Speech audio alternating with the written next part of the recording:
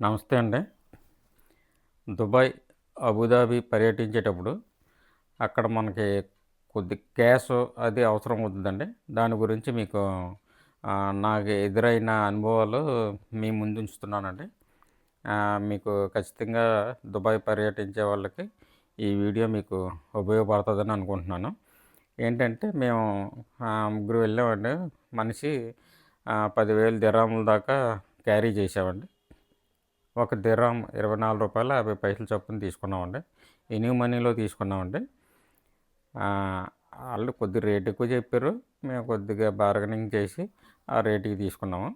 అక్కడ దుబాయ్‌లో పర్యటించేటప్పుడు, Dubai, అబుదాబిలో పర్యటించేటప్పుడు maximum ఇక్కడ క్యాష్ ఉపయోగించాము. కొన్ని ఏరియాల్లో క్యాషే ఉపయోగిస్తే బెస్ట్ అండి. అంటే కొన్ని ఏరియాలు అంటే ఇంకేం కాదు. ఇప్పుడు దుబాయ్ ఉందండి.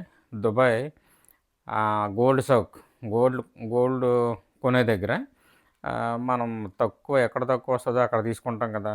అక్కడేంటంటే అన్వర్ జ్యువెలరీ అనేసి వాడు కొద్దిగా అన్ని విధాలుగా మనకు అనుకూలంగా వాడు ఇస్తాడండి. ఏంటంటే జీరో మేకింగ్ ఛార్జెస్ అంటాడు దాని main. Zero making charges. Plus ఆ రోజు గోల్డ్ రేట్ ఎంతుందో దాని మీద 2, 3 దిర్హాముల దాకా వాడు డిస్కౌంట్ ఇస్తాడండి. అది మనకి ఈ కొద్దిగా డబ్బులు మిగిల్చే పననమాట. అయితే కార్డ్ కూడా యాక్సెప్ట్ చేస్తాడు వాడు.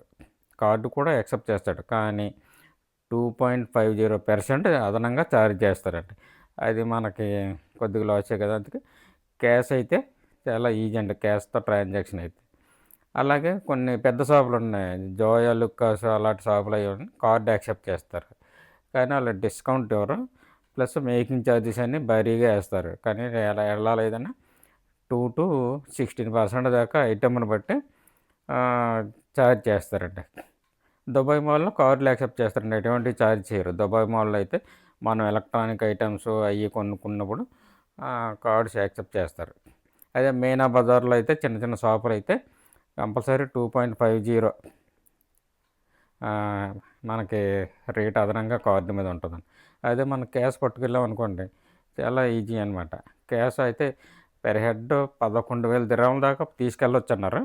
అంటే రిస్ట్రిక్షన్ అనేసి అన్నారు. కానీ అక్కడ పెద్దగా క్యాష్ మేము వెళ్ళేటప్పుడైతే ఎవరు పెద్దగా క్యాష్ గురించి చెక్ చేయలేదు, అడగలేదు.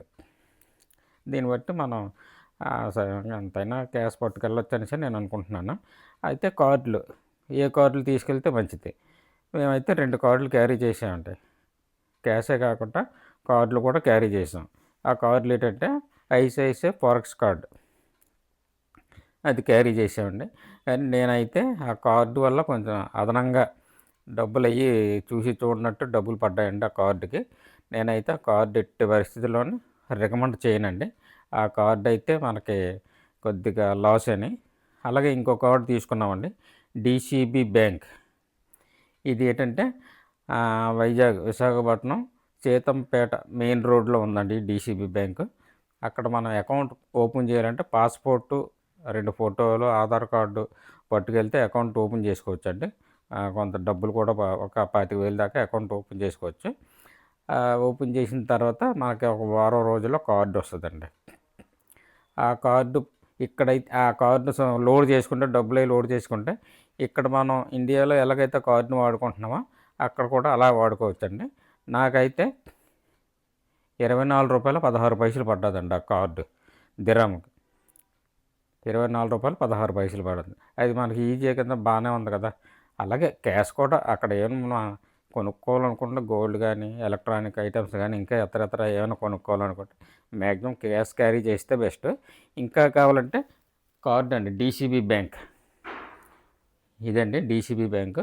ఇది నాకైతే చాలా ఉపయోగపడ్డదండి. ఈ ట్రాన్సాక్షన్స్ అది చాలా ఈజీ అండి. ఇది నాకు అంటే నేను అన్ని క్యాలిక్యులేషన్ చేస్తే రూ. 24.16 పడ్డదండి దిర్హామ్‌కి. ఇదండి. ఈ వీడియో మీకు నచ్చితే, ఉపయోగపడితే లైక్ చేయండి, షేర్ చేయండి, సబ్స్క్రైబ్ చేయండి. థ్యాంక్ యూ అండి. థ్యాంక్ యూ వెరీ మచ్ అండి. థ్యాంక్ యూ అండి.